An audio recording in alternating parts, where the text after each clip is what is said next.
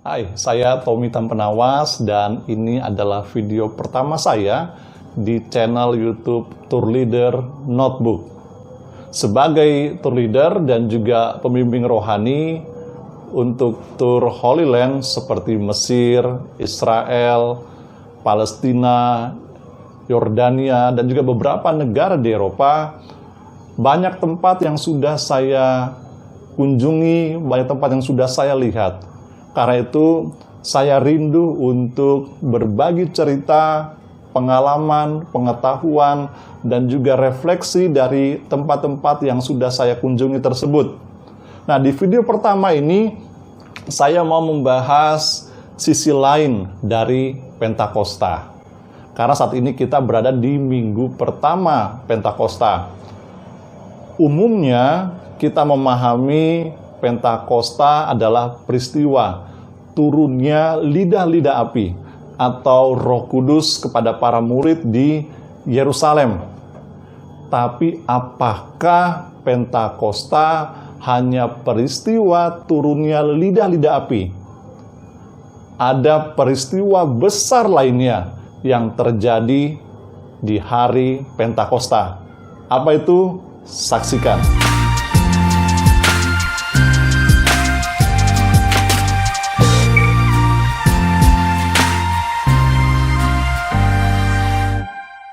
Oke, selama ini kita memahami Pentakosta adalah peristiwa turunnya lidah-lidah api atau Roh Kudus di Yerusalem kepada para murid. Tetapi sesungguhnya ada peristiwa besar lain yang melatar belakangi istilah Pentakosta. Pentakosta atau Pentakos adalah bahasa Yunani, Pentekoste, yang berarti ke-50. Maksudnya adalah peristiwa 50 hari setelah kebangkitan Tuhan Yesus atau Passover atau Paskah. Tapi istilah Pentakosta ini ada padanannya di dalam bahasa Ibrani, yaitu Shavuot. Shavuot adalah perayaan bangsa Israel, di mana para perantau Yahudi yang tinggal di luar Yerusalem atau yang tinggal di luar Israel, mereka pada perayaan ini mereka datang ke Yerusalem untuk membawa hasil panen mereka ke Bait Allah. Perayaan Shavuot atau Pentakosta ini dirayakan untuk mengingat peristiwa yang pernah terjadi di hari ke-50 setelah bangsa Israel mereka keluar dari tanah perbudakan di Mesir, atau Passover atau Paskah versi Yahudi. Kalau hari ke-50 ini selalu dirayakan, bahkan sampai sekarang, tentu hari ke-50 ini adalah hari yang spesial.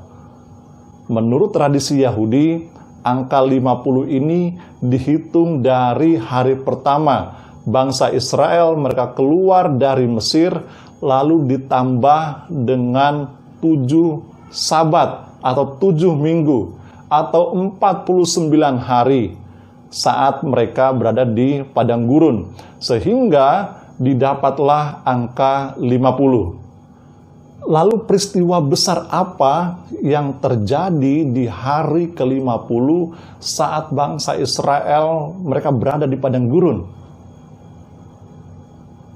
Tuhan datang menemui bangsa Israel di Gunung Sinai dan memberi 10 hukum Taurat kepada bangsa Israel secara lisan.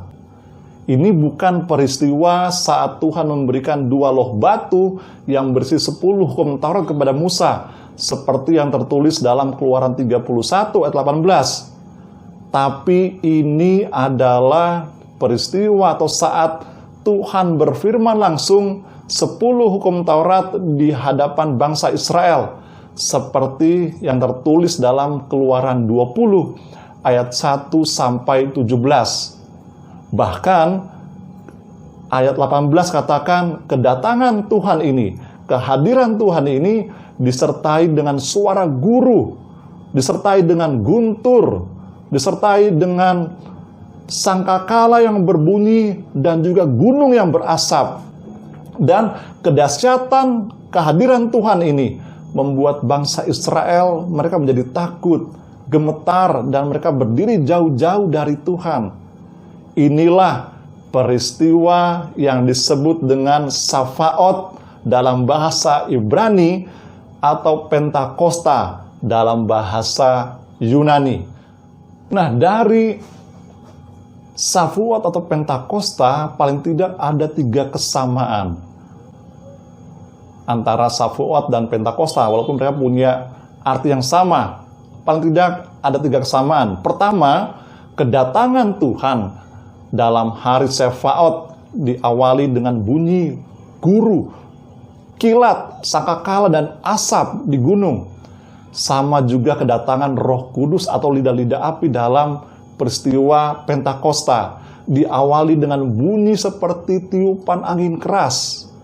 Itu yang pertama. Yang kedua, Safaot adalah hari ke-50 setelah keluarnya bangsa Israel dari Mesir.